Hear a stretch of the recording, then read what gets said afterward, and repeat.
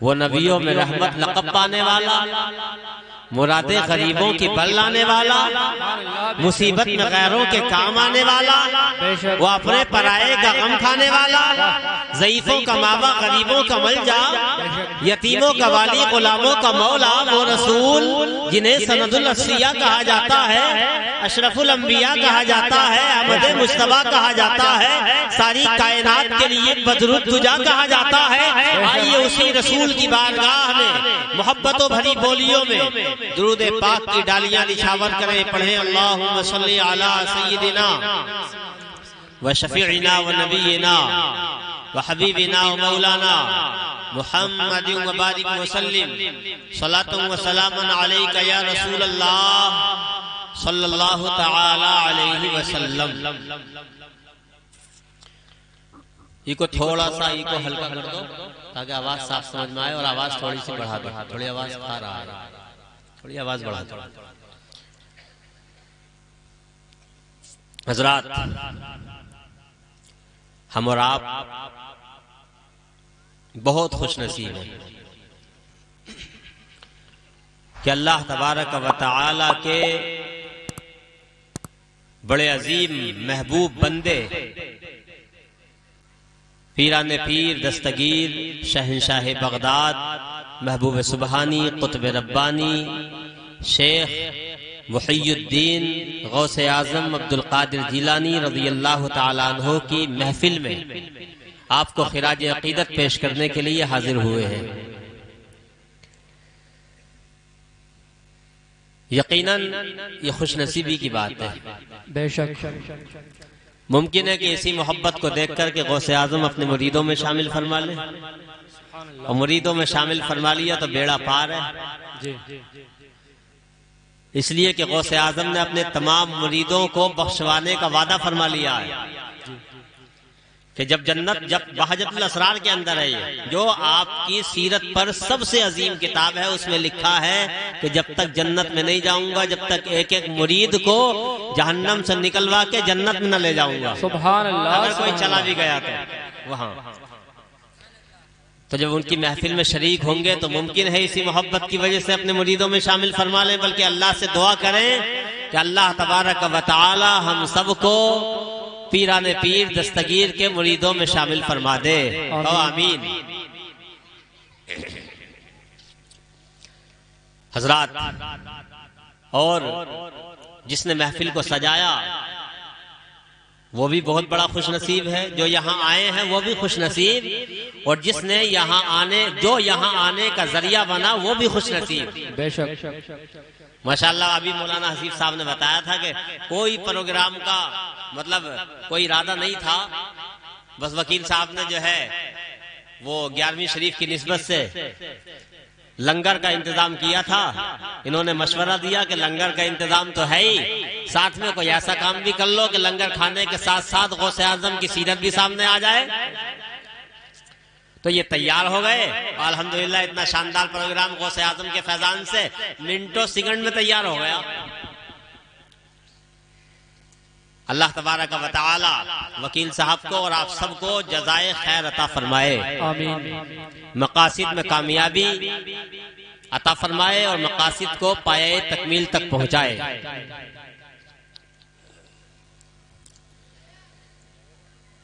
غوث اعظم کی شان بڑی عظیم ہے۔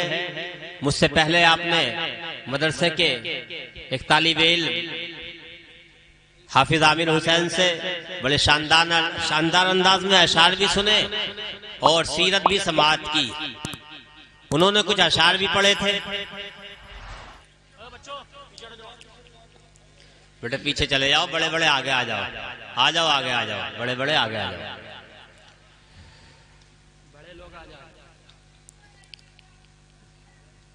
حضرات، جس طریقے سے اللہ تبارک و تعالی نے ساری کائنات میں سب سے افضل، سب سے اعلیٰ، سب سے بالا، بے مثل و بے مثال، بے نظیر ہمارے آقا، پیارے آقا صلی اللہ تعالی علیہ وسلم کو بنایا، ویسے ہی اللہ نے اولیاء کرام کی فہرست میں اور اولیاء کرام کی جماعت میں حضرت غوث اعظم کو بے مثل و بے مثال، بے نظیر، سب سے اعلیٰ، سب سے بالا، سب سے افضل، سب سے برتر بنایا۔ بے شک حق ہے۔ انبیاء کرام میں ہمارے نبی کا جواب نہیں، اور ہمارے نبی کی امت کے اولیاء کرام میں غوث اعظم کا جواب نہیں، جن کے بارے میں امام اہل سنت الشاہ امام احمد رضا فاضل بریلوی علیہ رحمت و رضوان کہتے ہیں، ابھی آپ نے شعر سماعت کیے کہ واہ کیا مرتبہ اے غوث ہے بالا تیرا، اونچے اونچوں کے سروں سے قدم آلا تیرا، واہ سبحان اللہ۔ اور سر بھلا کیا کوئی جانے کہ ہے کیسا تیرا، یعنی سر کا مقام تو بہت بلند ہے، سر بھلا کیا کوئی جانے کہ ہے کیسا تیرا، اولیاء ملتے ہیں آنکھیں وہ ہے تلوہ تیرا، بڑے بڑے اولیاء آپ کے تلووں سے اپنی آنکھوں کو ملتے ہیں، سبحان اللہ۔ بے شک بڑے بڑے اولیاء کرام اپنی آنکھوں کو حضرت غوث اعظم کے تلووں سے ملتے ہیں، سبحان اللہ۔ کتنا عظیم مقام و مرتبہ ہے۔ جب ابتدا تھی تقریر نہیں کرتے تھے، خطاب نہیں فرماتے تھے، آقا کریم صلی اللہ تعالی علیہ وسلم کا ایک مرتبہ دیدار ہوا، ہمارے نبی نے ارشاد فرمایا، اے عبد القادر، اے بیٹا، لوگوں میں خطاب کیوں نہیں کرتے؟ کیا کہا؟ لوگوں میں خطاب کیوں نہیں کرتے؟ کہا کہ ہمت نہیں ہوتی کہ اتنے بڑے مجمع سے خطاب کروں۔ آپ مرتبے کا اندازہ لگائیں، نبی کریم صلی اللہ علیہ وسلم نے ارشاد فرمایا، بیٹا منہ کھولو۔ غوث اعظم نے اپنا منہ کھول دیا۔ آقا کریم صلی اللہ علیہ وسلم نے اپنا وہ لعاب دہن جس پر ساری دنیا کی عظمتیں، رفعتیں اور شہرتیں قربان ہو جائیں، وہ لعاب دہن ڈالا، ایک مرتبہ نہیں، دو مرتبہ نہیں، تین نہیں، چار نہیں، پانچ نہیں، بلکہ 7 مرتبہ نبی نے اپنا لعاب دہن غوث اعظم کے منہ میں ڈالا، سبحان اللہ۔ سبحان اللہ، بے شک۔ اور اس کے بعد حضرت مولائے کائنات مولا مرتضیٰ حضرت علی کرم اللہ وجہہ الکریم کا دیدار ہوا، وہ آئے، انہوں نے 6 مرتبہ اپنا لعاب دہن حضرت غوث اعظم کا منہ میں ڈالا، سبحان اللہ۔ سبحان اللہ۔ غوث اعظم فرماتے ہیں، اس دن کے بعد تو عالم یہ ہوا کہ میں منبر پہ بیٹھتا، خطاب کرتا، اللہ اکبر، حالت یہ ہوتی کہ 1-1 لاکھ کا مجمع ہوتا، 70-70 ہزار کا مجمع ہوتا، اللہ اکبر۔ اور عالم یہ تھا کہ جتنی آواز پہلی صف کے لوگ سنا کرتے تھے 70 ہزار کے مجمع میں، جیسے آپ آگے بیٹھے ہیں نا، جتنی آواز بغیر مائک کے، کوئی مائک نہیں تھا، جتنی آواز سب سے آگے کے لوگ سنا کرتے تھے 70 ہزار کے مجمع میں، سب سے پیچھے والا آدمی بھی اتنی آواز سنا کرتا تھا غوث اعظم۔ سبحان اللہ، بے شک، سبحان اللہ۔ اور آپ فرماتے ہیں منبر پہ چڑھ کے، منبر پر کھڑے ہو کر فرماتے ہیں، قدمی حاضی علی رقبت کل ولی اللہ، اپنے قدم کی طرف اشارہ کرتے ہیں اور کہتے ہیں کہ میرا یہ قدم تمام اولیاء کرام کی گردنوں پر ہے، سبحان اللہ، بے شک، تمام اولیاء کرام کی گردنوں پر۔ اعلیٰ حضرت فرماتے ہیں کہ سر بھلا کیا کوئی جانے کہ ہے کیسا تیرا، اولیاء ملتے ہیں آنکھیں وہ ہے تلوہ تیرا۔ جب غوث اعظم نے یہ کہا، ادھر توجہ فرمائیں، جب غوث اعظم نے یہ ارشاد فرمایا کہ میرا یہ قدم تمام اولیاء کی گردن پر ہے، تو معلوم ہے پوری کائنات میں جتنے بھی اولیاء کرام تھے، بہجت الاسرار کے اندر لکھا کہ جتنے بھی اولیاء کرام تھے، چاہے وہ ہندوستان کی سرزمین پر ہو، چاہے کہیں اور ہو، دنیا کے جس کونے پر ہو، ہر ایک نے غوث اعظم کی آواز کو ملاحظہ فرمایا، دنیا کے ہر کونے سے، یہاں تک کہ عالم یہ تھا کہ سلطان الہند، خواجہ خواجگان، ہندوستان کے راجہ خواجہ غریب نواز، اس وقت خراسان کی پہاڑی پر عبادت و ریاضت میں مصروف تھے۔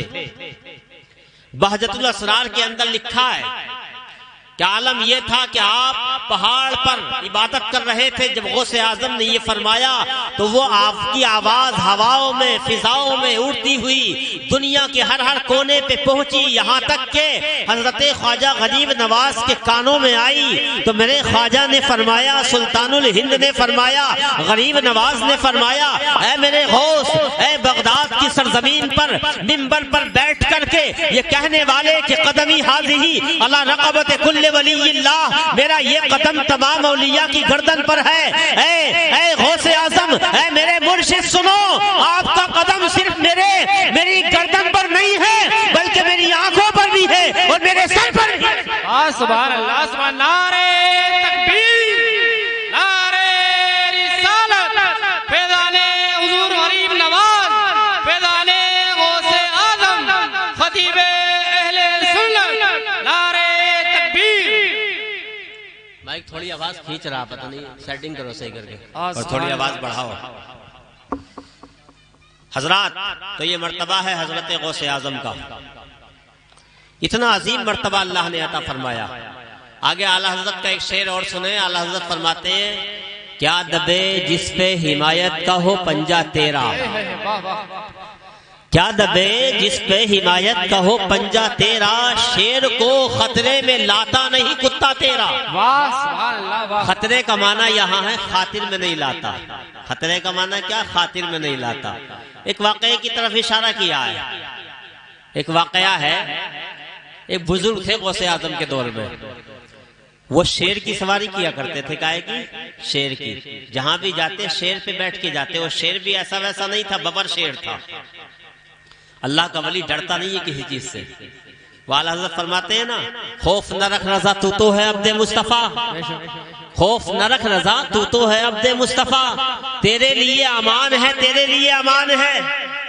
شیر کی سواری کرتے تھے اور جس شہر میں جاتے تھے، جس گاؤں میں جاتے تھے، ان کے شیر کے لیے لوگوں کو ایک گائے کا انتظام کرنا پڑتا تھا۔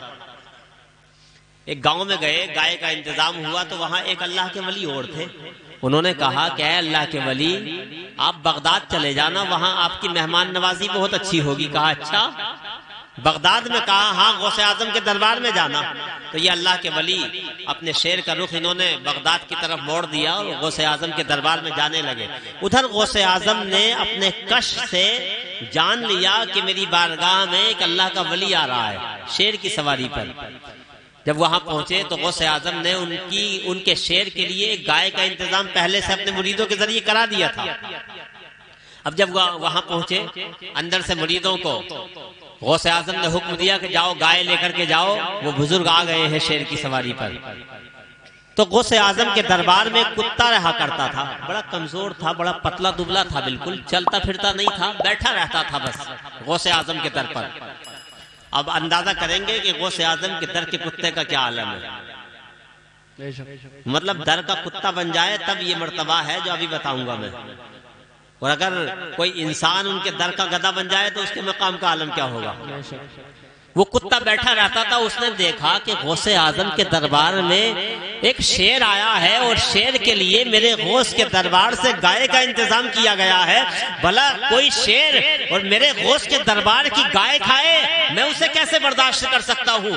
ادھر شیر کے لیے گائے کا انتظام ہو گیا، شیر گائے کو لینے کے لیے، پکڑنے کے لیے، کھانے کے لیے آگے بڑھا، ادھر سے کتا اٹھا، وہ کمزور پتلا دبلا کتا جو چلتا نہیں تھا، پہلے چلا نہیں جاتا تھا، لیکن آج جو ہے جلال آ گیا ہے کتے کو، آگے بڑھتا ہے، ادھر سے شیر آگے بڑھ رہا ہے، ادھر سے کتا آگے بڑھ رہا ہے۔ جیسے ہی شیر نے گائے کی گردن کو پکڑنے کے لیے اپنے منہ کو آگے کیا ہے، وہ گائے کی گردن کو پکڑا ہے، اللہ اکبر، اس کتے نے ایک تیزی سے کتا آگے بڑھا ہے، وہ کتے نے شیر کی گردن کو پکڑا ہے، اور کتابوں میں لکھا ہے کہ ایک لمحے کے اندر شیر چاروں کھانے چت پڑا ہوا تھا۔ سبحان اللہ، سبحان اللہ۔ یہ کتے کا عالم ہے۔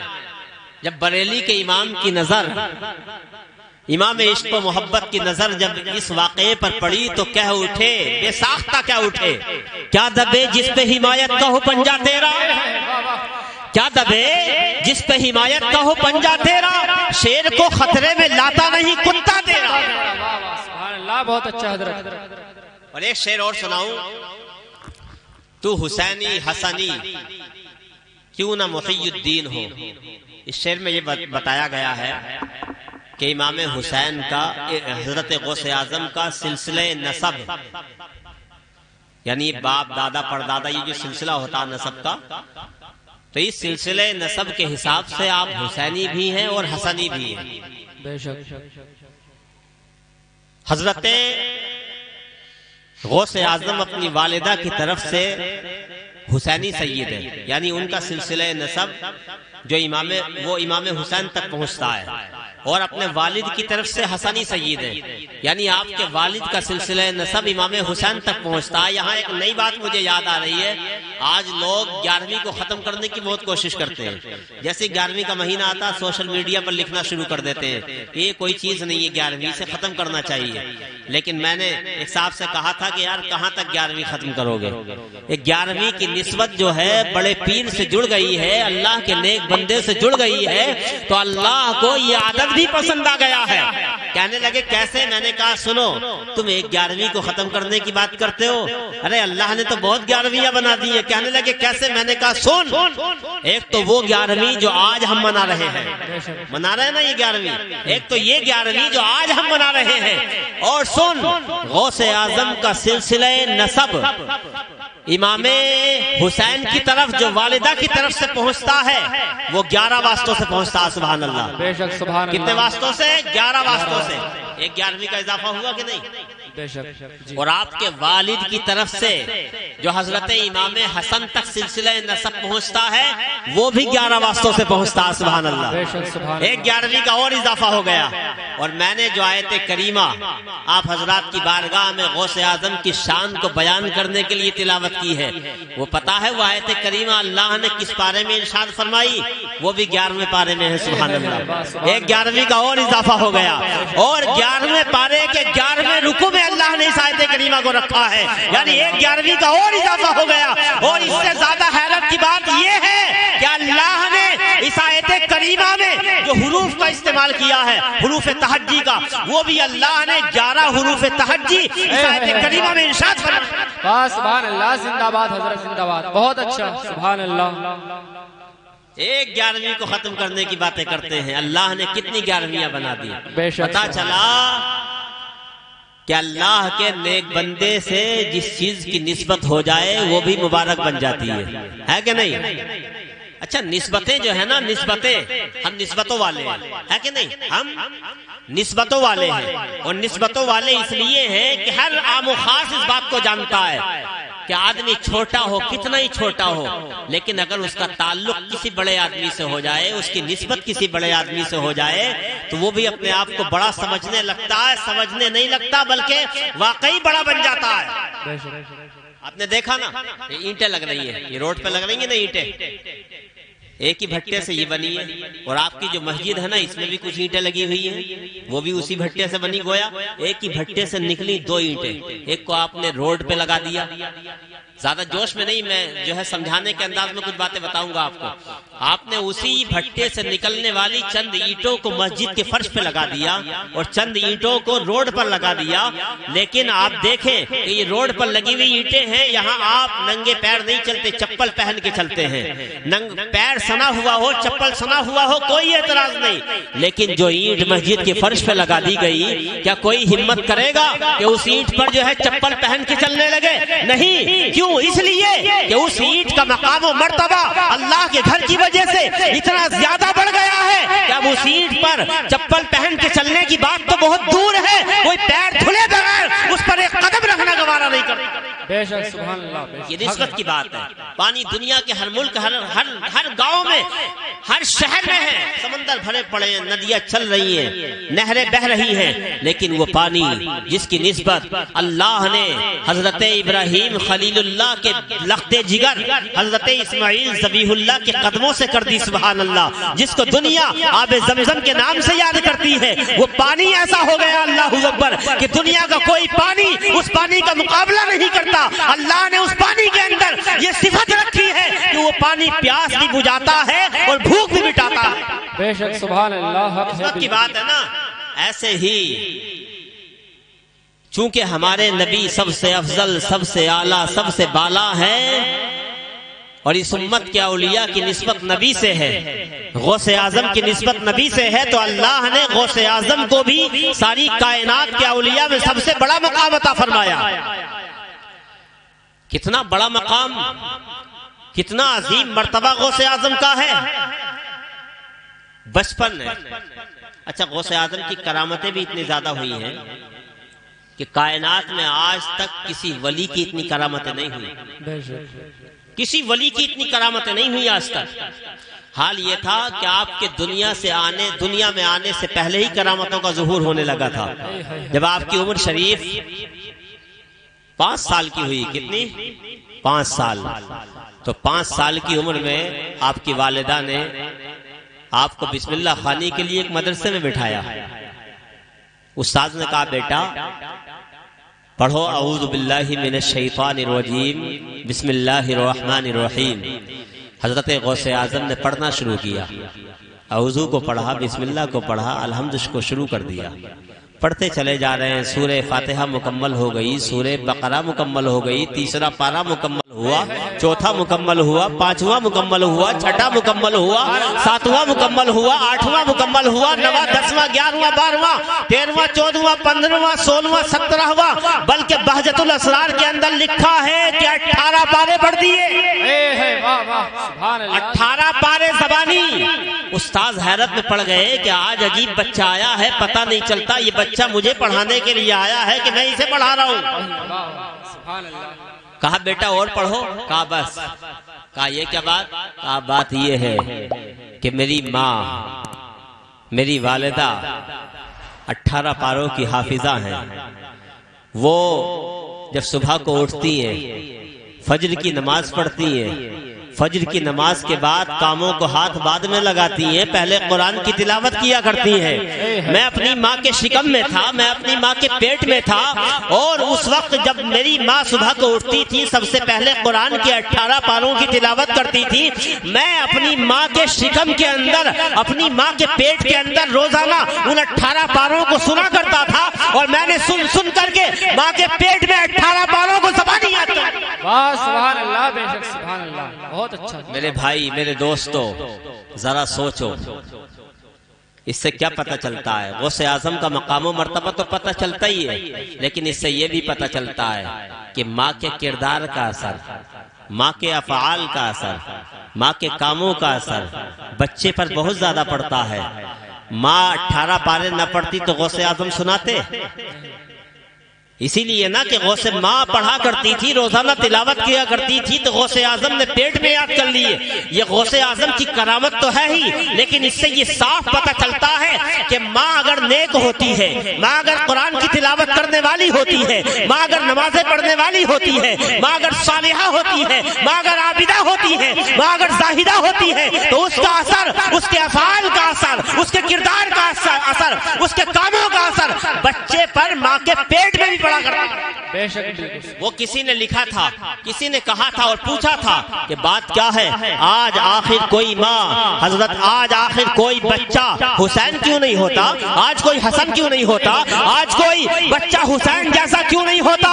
تو جواب دینے والے نے جواب دیا تھا کہ بات یہ ہے کہ آج کائنات میں کوئی ماں خاتون جنت حضرت فاطمہ الزہرا جیسی نہیں ہے، اس لیے آج کوئی حسین نہیں ہوتا، کوئی حسن نہیں ہوتا۔ تو میں نے جواب دیتے ہوئے کہا تھا یہ تو صحیح ہے، یہ فاطمہ نہیں تو حسین نہیں، فاطمہ نہیں تو حسن نہیں، لیکن مجھے کہہ لینے دیا جائے آج بھی اگرچہ فاطمہ نہیں تو حسین نہیں، لیکن آج کی مائیں، آج ہماری بیٹیاں، آج ہماری بہنیں اگر خاتون جنت کے نقش قدم پہ چلنے لگے، ان کے کردار کو اپنا لے، ان کے اخلاق کو اپنا لے، ان کی عبادت کو اپنا لے، ان کی ریاضت کو اپنا لے، تو میں کہتا ہوں کہ دنیا کے نقشے پر اگرچہ حسین نہیں، اگرچہ حسن نہیں، لیکن غلام حسین اور غلام حسن ہر روڈ پہ، ہر محلے میں، ہر شہر میں چلتے ہوئے نظر آئیں گے۔ سبحان اللہ، نعرہ تکبیر، نعرہ رسالت، ذکر فاطمہ الزہرا، ذکر امام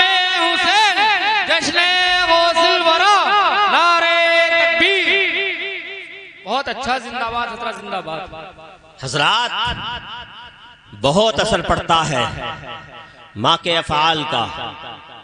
آج کل کی مائیں چونکہ انہوں نے آئیڈیل اور نمونہ خاتون جنت کو نہیں بنایا، تبھی تو ہر گھر میں دیکھا جاتا ہے وہ بچپن میں اپنے بچوں کو نچاتی نظر آتی ہیں، گانوں کی طرز پہ نچاتی ہیں، اور بڑے ہو کے بچے نچاتے نظر آتے ہیں۔ ہوتا کہ نہیں؟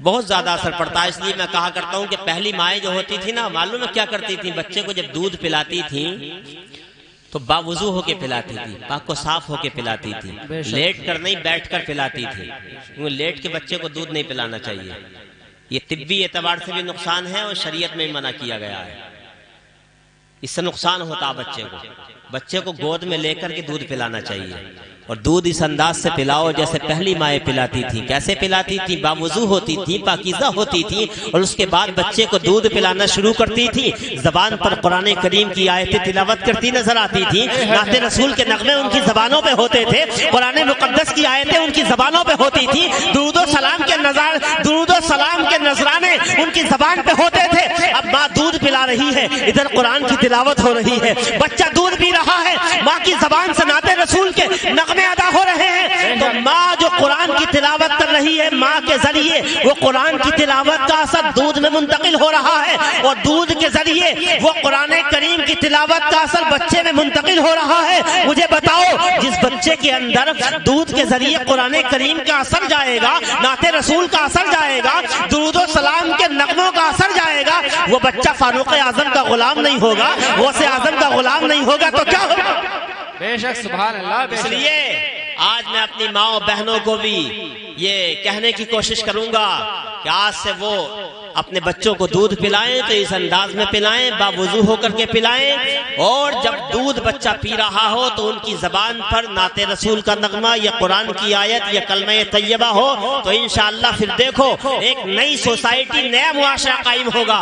پھر بچے اپنے والدین کو ماریں گے نہیں، بلکہ والدین کی ایک ایک بات پر آمنا و صدقنا، ایک ایک بات پر عمل کرتے ہوئے نظر آئیں گے انشاءاللہ۔ حضرت غوث اعظم کا مقام و مرتبہ بڑا بلند ہے، کتنا بلند ہے، اللہ اکبر۔ ابھی 12 سال کی عمر ہوئی ہے، کتنی؟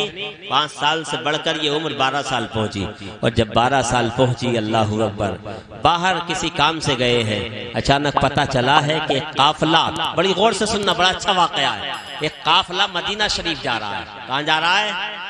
مدینۃ الرسول، سبحان اللہ، اللہ کے رسول کے شہر میں جا رہا ہے۔ غوث اعظم کو پتا چلا کہ یہ قافلہ مدینہ جا رہا ہے، میرے نبی کے شہر میں جا رہا ہے، ان گلیوں کا دیدار کرنے کے لیے جا رہا ہے جن گلیوں میں میرے سرکار گزرا کرتے تھے تو خوشبوئیں پھیل جاتی تھی، سبحان اللہ۔ ان راستوں کو دیکھنے کے لیے جا رہا ہے کہ سرکار گزرتے تھے تو صحابہ کہتے تھے، مولائے کائنات حضرت عمر سے کہا کرتے تھے، عمر مولائے کائنات سے کہتے تھے، صدیق اکبر عمر سے کہتے تھے، اے عمر تلاش کرنے کی ضرورت نہیں ہے، دیکھو اس راستے سے خوشبو آ رہی ہے، میرے سرکار اسی راستے میں گئے ہیں۔ اللہ اکبر، میرے سرکار کے جسم انور کے اندر اللہ نے ایسی خوشبو عطا کی تھی، قسم خدا کی، کہ آپ کے پسینے کے قطروں کے اندر وہ خوشبو تھی کہ دنیا کا کوئی عطر اس کا مقابلہ نہیں کر سکتا۔ ہے بات، سبحان اللہ، بے شک، سبحان اللہ۔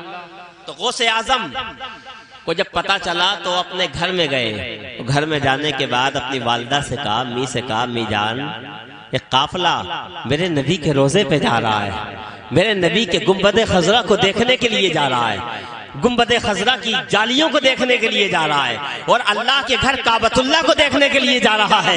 میرا دل چاہتا ہے، میرا دل بھی تڑپتا ہے، میرا دل بھی جو ہے وہ آرزو اور تمنا کر رہا ہے، کاش میں بھی گنبد خضرا کی جالیوں کا نظارہ اور گنبد خضرا کی جالیوں کے نظارے کو دیکھ لوں اور اس کا دیدار کر لوں اور کعبۃ اللہ کو دیکھ لوں۔ اللہ اکبر۔ والدہ نے کہا، بیٹا ابھی رسول اکرم صلی اللہ علیہ وسلم کے دین کو حاصل کرنے کا وقت ہے، تعلیم حاصل کرنے کا وقت ہے، ابھی نہ جاؤ، بعد میں چلے جانا۔ غوث اعظم فرما بردار تھے اپنے ماں باپ کے، اور فرما بردار بھی کیسے نہ ہوتے یار، ان کے ماں باپ بھی تو عجیب تھے۔ باپ ایسے کہ ایک سیب کے لیے سینکڑوں دن تک باغ کی خدمت کرتے رہے، اور ماں ایسی کہ جس نے کبھی کانوں سے کسی کی چغلی کو نہ سنا، ہاتھ سے کبھی کوئی ناجائز کام نہیں کیا، قدم اپنے کسی غیر شرعی کام کی طرف نہیں بڑھائے، آنکھوں سے کبھی غیر محرم کو نہیں دیکھا، ماں کا یہ عالم، تو آخر بیٹے میں کچھ تو کمال ہوگا، اور بیٹے میں ایسا کمال اللہ اکبر کہ ساری کائنات کے ولیوں میں وہ کمال نہیں، بے شک حق ہے اللہ اکبر۔ اچھا، غوث اعظم کا معاملہ یہ تھا کہ غوث اعظم کا کمال اتنا تھا، جیسے روایتوں میں ہے، علماء نے لکھا ہے کہ ہر ولی کے اندر اس کے نبی کے معجزات کا اثر دکھائی دیتا ہے، ولی کی کرامتوں میں، اور غوث اعظم کی کرامتوں میں نبی اکرم صلی اللہ علیہ وسلم کے معجزات کا اثر دکھائی دیتا تھا، معجزات کا رنگ دکھائی دیتا تھا۔ حضرت شفا شریف میں قاضی ایاز مالکی علیہ رحمت و رضوان نے جہاں معجزات کا ذکر کیا ہے، تو اسی کی تشریح کرتے ہوئے علامہ خفاجی نے اس کی شرح میں لکھا کہ چونکہ حضور اکرم صلی اللہ علیہ وسلم کو اللہ نے بڑا پاکیزہ بنایا تھا، بڑا طیب و طاہر بنایا تھا، ایسا پاکیزہ بنایا تھا کہ نبی کے جسم کی بات تو بہت دور، نبی کے جسم کی بات تو بہت دور، نبی کریم صلی اللہ علیہ وسلم کے جسم مبارک پر لگنے والے کپڑوں کی پاکیزگی کا عالم یہ تھا کہ پوری زندگی میں کبھی نبی کے کپڑوں پر کوئی مچھر یا کوئی مکھی نہیں بیٹھی۔ علامہ خفاجی لکھتے ہیں کہ اس معجزے کا اثر حضرت غوث اعظم کی کرامت میں ظاہر ہوا، نبی کے معجزے کا رنگ غوث اعظم کی کرامت میں جھلکا کہ غوث اعظم کی پوری زندگی پیدائش سے لے کر موت تک علماء نے لکھا، بڑی بڑی کتابوں میں لکھا کہ غوث اعظم کے بدن کی بات تو بہت دور، غوث اعظم کے کپڑے پر بھی کبھی کوئی مکھی یا کوئی مچھر نہیں بیٹھا۔ سبحان اللہ، مرتبہ اللہ نے غوث اعظم کو عطا فرمایا۔ تو میں عرض کر رہا تھا، امی جان نے کہا بیٹا ابھی تعلیم حاصل کرنے کا وقت ہے، ابھی نہ جاؤ، بعد میں جانا۔ حضرت غوث اعظم نے مان لیا، لیکن دل میں جو تڑپ پیدا ہوئی تھی، دل میں جو عشق پیدا ہوا تھا، دل میں جو جذبہ پیدا ہوا تھا وہاں جانے کا، وہ تو ختم نہیں ہوا۔ سوچا چلو بغداد، چلو مدینہ تو نہیں جا رہا، ماں کی اجازت نہیں ہے، مکہ تو نہیں جا رہا، ماں کی اجازت نہیں ہے، لیکن وہ قافلہ جو اللہ کے رسول کے روزے کو دیکھنے کے لیے جا رہا ہے، جو کعبۃ اللہ کو دیکھنے کے لیے جا رہا ہے، چلو اس قافلے کا دیدار اپنے مکان کی چھت پہ کھڑے ہو کے کر لیتا ہوں۔ مکان کی چھت پہ چڑھ گئے۔ عشق دیکھیے آپ، عشق دیکھیے۔ میں نے کہا تھا نا کہ نسبت بڑی چیز ہے، اس قافلے کی نسبت چونکہ مدینے سے جڑ گئی ہے نا، اس قافلے کی نسبت چونکہ اللہ کے گھر سے جڑ گئی ہے، وہاں جا رہا ہے، تو غوث اعظم بھی اس قافلے کو دیکھنے کے لیے مکان کی چھت پہ چڑھ رہے ہیں۔ اللہ اکبر، مکان کی چھت پہ غوث اعظم چڑھ جاتے ہیں، اور جب مکان کی چھت پہ چڑھے ہیں انتظار کرنے لگے ہیں کاش وہ جلدی سے آ جائے وہ قافلہ۔ اب وہ قافلہ آیا، آپ کے مکان کی چھت کے نیچے سے گزرنے لگا، آپ دیکھنے لگے، قافلے کو دیکھ رہے ہیں، ٹکٹکی باندھ کے دیکھ رہے ہیں، کدھر کوئی آپ کا کدھر ہی دھیان نہیں ہے، بس وہ قافلہ نظر آ رہا ہے، آگے بڑھ رہا ہے۔ جیسے جیسے قافلہ آگے جا رہا ہے، جیسے جیسے قافلہ نگاہوں سے دور ہوتا جا رہا ہے، غوث اعظم کی تڑپ جو ہے وہ بڑھتی جا رہی ہے، عشق بڑھتا جا رہا ہے، دل شکستہ ہوتا جا رہا ہے، دل مضطرب ہوتا جا رہا ہے، یہاں تک کہ ایک وقت ایسا بھی آیا کہ وہ قافلہ نظروں سے اوجھل ہونے لگا، وہ نظروں سے دور جانے لگا، یہاں تک کہ صرف دھول نظر آنے لگی۔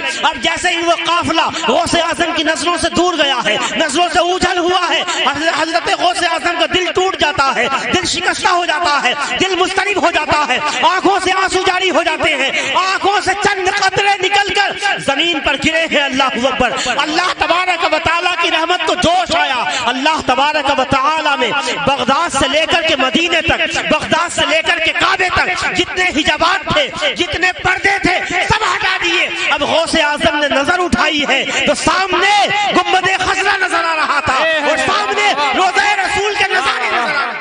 سبحان اللہ، سبحان اللہ، زندہ باد بھائی، زندہ باد، بہت اچھا حضرت، واہ سبحان اللہ، زندہ باد، بہت اچھا، واہ واہ واہ، ماشاء اللہ، سبحان اللہ، زندہ باد۔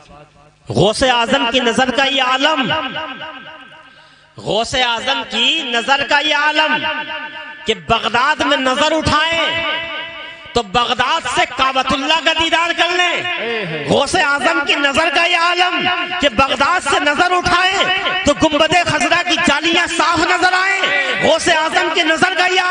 کہ بغداد سے نظر اٹھائیں تو مدینے کے ذرات نظر آئیں، تو مجھے بتاؤ یہ انصاف کی بات ہے کہ نہیں؟ مجھے بتاؤ کہ جس غوث اعظم کو یہ مرتبہ جس کے صدقے میں ملا ہے، اس رسول کی مرتبے کا عالم کیا ہوگا، اس نبی کی عظمتوں کا عالم کیا ہوگا؟ اس لیے تو میں کہا کرتا ہوں یا رسول اللہ تمہاری عظمتوں پر قربان، تمہاری رفعتوں پر قربان، تمہاری شہرتوں پر قربان، تمہارا حال تو یہ ہے۔ میرے نبی فرماتے ہیں اے لوگو تم میرے علم پہ اعتراض کرتے ہو، ارے سنو، مجھے تو اللہ نے یہ مقام عطا فرمایا کہ میں جب کائنات کو دیکھنا چاہتا ہوں تو اپنی ہتھیلی کو دیکھتا ہوں۔ حدیث کا مفہوم ہے کہ میرے نبی ساری کائنات کو ایسے دیکھتے ہیں جیسے ہاتھ کی ہتھیلی کو دیکھتے ہیں، ساری کائنات کو۔ مجھے بتاؤ آپ اگر ابھی اپنی ہتھیلی دیکھیں تو ہتھیلی پہ جو نشان ہے ہاتھ پہ وہ بھی نظر آئیں گے کہ نہیں؟ اور دکھائی دیتا ہے کہ ایک ہاتھ پر جو ہے وہ 81 لکھے ہوئے ہیں اور دوسرے ہاتھ پہ دیکھو تو لگتا ہے کہ 18 لکھے ہوئے ہیں۔ مجھے تو ایسا لگتا ہے کہ یہ اللہ کے 99 نام لکھے ہوئے ہیں یا محمد رسول اللہ کے 99 صفاتی نام لکھے ہوئے ہیں۔ تو پتہ چلا جب ہماری نظر کا یہ عالم ہے کہ ہم ہاتھ پہ دیکھیں تو ایک ایک لائن اور ایک ایک نس نظر آئے، تو پھر رسول اللہ کی نگاہ کا عالم کیا ہوگا کہ رسول اللہ ساری کائنات کو ایسے دیکھتے ہیں جیسے ہتھیلی کو۔ حدیث تو مجھے بتاؤ جب ساری کائنات کو ہتھیلی کی طرح دیکھتے ہیں تو ہم ان کی نظروں سے غائب ہوں گے؟ نہیں، ہمیں دیکھ رہے ہوں گے کہ نہیں؟ کائنات کا مطلب یہ ہوا کہ زمین سے لے کر تحت الثری تک اور اوپر کو عرش اعظم تک، مشرق سے لے کر مغرب تک، شمال سے لے کر جنوب تک، کوئی ذرہ پہاڑوں کا کوئی ریزہ، پہاڑوں کا کوئی ریزہ، کوئی ذرہ ایسا نہیں جو میرے نبی کی نگاہوں سے غائب ہو۔ ہر جگہ دیکھتے ہیں، ہم ان سے دور ہیں بظاہر لیکن وہ ہم سے دور نہیں ہے۔ اللہ نے فرمایا النبی اولا بالمؤمنین من انفسہم، نبی مسلمانوں کی جانوں سے زیادہ قریب ہے۔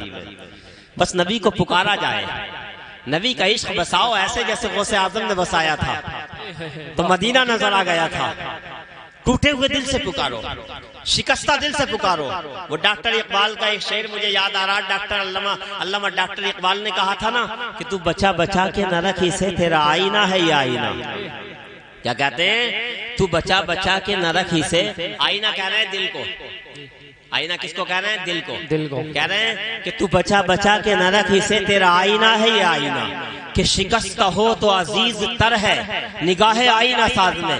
علامہ ڈاکٹر اقبال کہتے ہیں اے لوگو یہ جو دل ہوتا ہے نا یہ بھی ایک آئینہ ہوتا ہے۔ ایک تو آئینہ وہ ہوتا ہی ہے جس میں شیشہ جس میں چہرہ دیکھا جاتا ہے شیشہ، اور ایک یہ دل جو ہے سینے میں دھڑکنے والا یہ بھی آئینہ ہے۔ علامہ ڈاکٹر اقبال کہتے ہیں کہ دونوں میں بڑا فرق ہے۔ کیا کہتے ہیں؟ دونوں میں بڑا فرق ہے۔ چہرہ دیکھنے والا آئینہ ٹوٹتا ہے تو بے قیمت ہو جاتا ہے، اور یہ سینے میں دھڑکنے والا دل ٹوٹتا ہے تو بنانے والے کی نظر میں اس کی قیمت بڑھ جایا کرتی ہے۔ گویا ڈاکٹر اقبال کہتے ہیں کہ چہرہ دیکھنے والا آئینہ ٹوٹتا ہے تو چہرہ نظر نہیں آتا، اور سینے میں دھڑکنے والا دل ٹوٹتا ہے تو گنبد خضرا نظر آ جاتا ہے۔ کہتے ہیں یہ ٹوٹا ہوا دل شاہ کونین کا گھر ہے، یہ ٹوٹا ہوا دل شاہ کونین کا گھر ہے، واللہ میرے جذب تصور کا اثر ہے، بیٹھا ہوں یہاں گنبد خضرا پہ نظر ہے۔ واہ سبحان اللہ، بے شک سبحان اللہ، واہ زندہ باد بھائی زندہ نبی کو باد۔ پکارو، ٹوٹے ہوئے دل سے پکارو، شکستہ احساس سے پکارو، بہتے ہوئے آنسوؤں سے پکارو۔ جب ایسے پکارو گے نا تو یقیناً وہ تمہاری مدد کرتے نظر آئیں گے۔ یار غوث اعظم کو تو اللہ تبارک و تعالی نے بے پناہ فضائل و مناقب سے نوازا ہے، اور یہ سارے فضائل نبی کی وجہ سے تو ہیں۔ غوث اعظم چاہتے بتائیے تو مدینے کو دیکھ لیتے، کتنا عظیم مقام اللہ نے انہیں عطا فرمایا، کتنا عظیم مرتبہ اللہ نے انہیں عطا فرمایا، کتنا عظیم اللہ نے اولیاء کرام کی جماعت میں بے مثل بنایا، بے مثال بنایا، سب سے اعلیٰ بنایا، سب سے عرفہ بنایا، سب سے عظمت والا بنایا غوث اعظم کو۔ واہ سبحان اللہ، کرامتیں اللہ اکبر، کتنی کرامتیں ہیں۔ اچھا عبادت، نعرے تکبیر، نعرے رسالت، مسلک اعلیٰ حضرت جشن غوث الورا مولانا اکرام رضا صاحب قبلہ، مولانا اکرام رضا صاحب قبلہ، مفتی اکرام رضا صاحب قبلہ، نعرے تکبیر، نعرے رسالت۔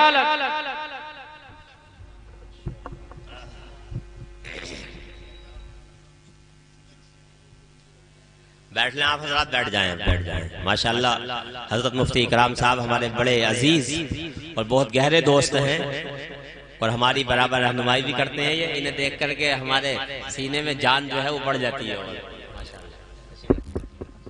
بہترین خطاب ہوگا ان کا، بہت اچھی تقریر ہوگی ماشاءاللہ، آپ کو مزہ آ جائے گا. اللہ تعالی ہم سب کو فیضان غوث اعظم سے مالا مال فرمائے.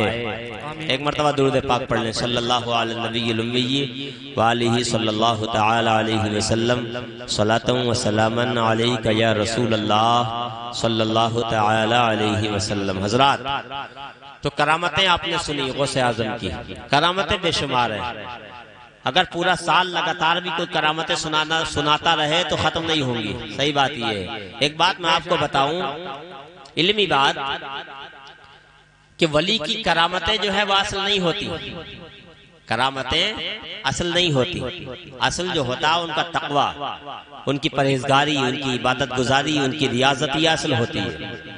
کرامتیں تو ایسے ہوتی ہیں جیسے گاڑی چلتی ہے نا، گاڑی دیکھی ہوگی آپ نے چلتی ہوئے، تو گاڑی جب تیز رفتار ہوتی ہے، اس کی رفتار بڑھتی ہے اور 100-150 کی اسپیڈ پہ پہنچ جاتی ہے، تو آپ نے دیکھا ہوگا کہ برابر کی جو گھاس ہوتی ہے، جو گھاس پھوس ہوتی ہے، جو ذرات ہوتے ہیں، وہ اڑتے نظر آتے ہیں. اڑتے ہیں کہ نہیں؟ خود بخود اڑتے نظر آتے ہیں.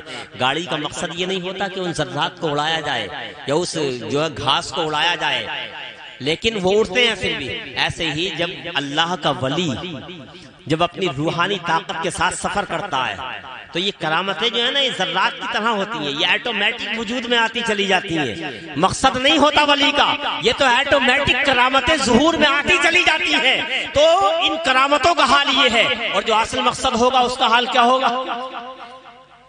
عبادت و ریاضت، تقوی و پرہیزگاری. تو میں آپ کو بتاؤں کہ اللہ کے ولی کی کرامتیں بھی سنو، اور اللہ کے ولی کی جو زندگی ہے اس زندگی کو سن کر کے عمل کرنے کی کوشش کرو. کیسے ہوتے ہیں اللہ کے ولی؟ غوث اعظم دیکھیے، اتنا بڑا اللہ نے مقام عطا فرمایا، لیکن عبادت و ریاضت کا عالم یہ تھا، اللہ تبارک و تعالی کے خوف اور خشیت کا عالم یہ تھا کہ اتنا ڈرتے تھے اللہ سے، اتنا خوف تھا، اتنی عبادت کیا کرتے تھے کہ روایتوں میں آتا ہے، بہجت الاسرار کے اندر لکھا ہے کہ غوث اعظم نے 40 سال تک عشاء کے وضو سے فجر کی نماز ادا فرمائی. سبحان اللہ. بے شک عشاء کے وضو سے فجر کی نماز کون پڑھے گا؟ جو پوری رات عبادت کرے گا وہی پڑھ سکتا. سو جائے گا تو کیسے پڑھے گا؟ وضو ٹوٹ جائے گا. اس کا مطلب کہ 40 سال تک رات میں کبھی وضو نہیں ٹوٹا. 40 سال تک عبادت کرتے ہو. فرماتے ہیں کہ بہت سے دن تو ایسے گزرے کہ میں ایک قدم پر کھڑا ہوتا اور ایک قدم پر کھڑے ہو کر ایک رات میں نفل نماز کے اندر پورے قرآن کی تلاوت کر لیا کرتا. سبحان اللہ. پورے قرآن کی، یعنی قرآن کی تلاوت بھی اتنی زیادہ کیا کرتے تھے، عبادت و ریاضت بھی اتنی زیادہ کیا کرتے تھے، یہاں تک کہ سجدے میں جانے کے بعد آپ اتنا روتے تھے کہ آنسوؤں سے زمین تر ہو جاتی تھی. اللہ اکبر. کہنے کا مقصد یہ ہے کہ غوث اعظم کی کرامتیں بھی سنو، ان کی زندگی پر، ان کی زندگی میں جو اصلاحی پہلو ہیں ان پر عمل کرنے کی بھی کوشش کرو. میرے بھائی، یہ دنیا یار چند روزہ ہے. بس 2-3 باتیں سنا کر کے آپ کے سامنے سے رخصت ہو رہا ہوں. میں آپ سے عرض کروں گا میرے بھائی، یہ دنیا چند روزہ ہے. اس دنیا سے ایک دن چلے جانا ہے. یہ دنیا میں کوئی بھی ہمیشہ کے لیے نہیں رہا ہے. اس لیے ہمیں چاہیے کہ ہم اللہ تبارک و تعالی کی بارگاہ میں توبہ کر کے غوث اعظم کے سچے غلاموں میں شامل ہو جائے. پتا ہے یہ توبہ کتنی عظیم چیز ہے، اس کا اندازہ آپ کو اس بات سے لگایا جا سکتا ہے. یار آپ دنیا میں ایک دوسرے سے محبت کرتے ہیں، ایک دوسرے کے لیے مر مٹنے کے لیے تیار ہو جاتے ہیں. میں بتاؤں آپ کو، یہ دنیا والے آپ سے اتنی محبت نہیں کرتے جتنی محبت تمہارا رب کرتا ہے. آپ نے دنیا میں ماں کو اپنی اولاد سے محبت کرتے ہوئے دیکھا ہوگا. ماں اپنی اولاد سے کتنی محبت کرتی ہے. قسم خدا کی، دنیا کا کوئی پیمانہ، دنیا کا کوئی کانٹا، دنیا میں کوئی ایسی ترازو نہیں بنی، کوئی کانٹا نہیں بنا، کوئی پیمانہ نہیں بنا کہ جس پیمانے پر، جس کانٹے پر ماں کی محبت کو تولا جا سکے. بے شک سبحان اللہ، بے شک سبحان اللہ۔ میں نے دیکھا تھا ایک جگہ بارش آنے لگی، ایک مرغی تھی، مرغی اس کے 4-5 بچے تھے، بارش آنے لگی تو اس مرغی نے اپنے ایک ایک بچے کو اپنی آواز میں بلایا اور بلانے کے بعد اپنے پروں میں چھپانا شروع کر دیا، یعنی بارش کا ایک قطرہ بھی ان چاروں بچوں پر نہیں پڑ رہا تھا، چاروں بچوں کو مرغی نے اپنے پروں کے اندر چھپا لیا۔ میں سوچنے لگا یار یہ ماں ہے، یہ مرغی یہ ماں ہے بچوں کی، یہ کتنی محبت کر رہی ہے اپنے بچوں سے، یہ کتنی محبت کر رہی ہے، کتنا پیار کر رہی ہے۔ اسی وقت میرا ذہن اللہ تبارک و تعالیٰ کی طرف گیا کہ یہ ماں اتنی محبت کرتی ہے اور اللہ تبارک و تعالیٰ کی محبت کا عالم تو یہ ہے، حدیث میں آتا ہے، میرے نبی فرماتے ہیں کہ اللہ تبارک و تعالیٰ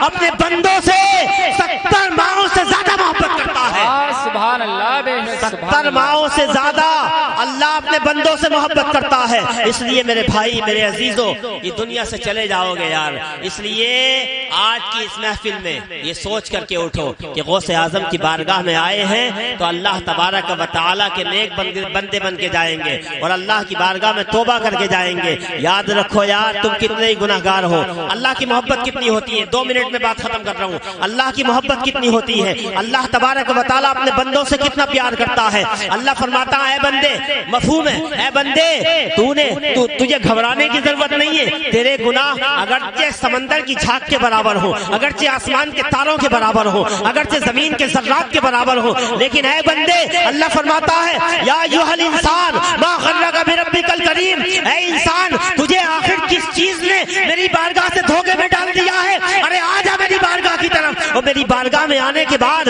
تو ایک سجدے میں سر رکھنے کے بعد چند ندامت کے آنسو بہاتے، شرمندگی کے آنسو بہاتے، قسم خدا کی اللہ فرماتا ہے اے بندے آ جا، اور آنے کے بعد چند آنسو بہا دے، تیرے گناہ چاہے سمندر کی جھاگ کے برابر ہو، ایک ایک گناہ کو تیرے میں معاف کر دوں گا۔ سبحان اللہ، سبحان اللہ۔ نعرہ تکبیر، نعرہ رسالت۔ تو حضرات آج یہ غوث اعظم کی محفل ہے اور غوث اعظم کی محفل سے آپ سچے غوث اعظم کے غلام بن کے جائیں، اور سچے غوث اعظم کے غلام کب بنیں گے؟ میں نے کہا کبھی ایک وقت کی نماز نہیں چھوٹی، بھائی محبت کا تقاضا ہوتا ہے نا کہ جس سے محبت کی جائے اس کے کہنے پر چلا جائے، اس کی بات کو مانا جائے، اس کی زندگی کے جو پہلو ہیں ان پر عمل کیا جائے۔ غوث اعظم نے کبھی نماز نہیں چھوڑی، کبھی بد اخلاقی کا مظاہرہ نہیں کیا، ایک ایک اللہ اکبر سجدے میں روتے تھے، زمین تر ہو جاتی تھی، پوری رات کھڑے ہو جاتے تھے، پورے قرآن کی تلاوت کر دیا کرتے تھے۔ تو اس لیے میں آپ حضرات سے کہتا ہوں کہ آج یہ سوچنے، کیونکہ جلسوں کا مقصد یہی تو ہوتا کہ ہم اپنی زندگی میں سدھار پیدا کریں، خالی واقعات سنانا مقصد نہیں ہوتا۔ تو اس لیے غوث اعظم کا فیضان پورے طریقے سے تو تب ملے گا جب آپ غوث اعظم کے سچے غلام بن جائیں گے۔ اللہ تبارک و تعالیٰ سے دعا ہے پروردگار ہم سب کو عمل کی توفیق عطا فرمائے، اپنا سچا اور پکا بندہ بنائے، اور غوث اعظم کے غلاموں میں ہم سب کو شامل فرمائے، اور غوث اعظم کے مریدوں میں ہم سب کو شامل فرمائے۔ وما علینا الا البلاغ المبین۔ السلام علیکم ورحمۃ اللہ وبرکاتہ۔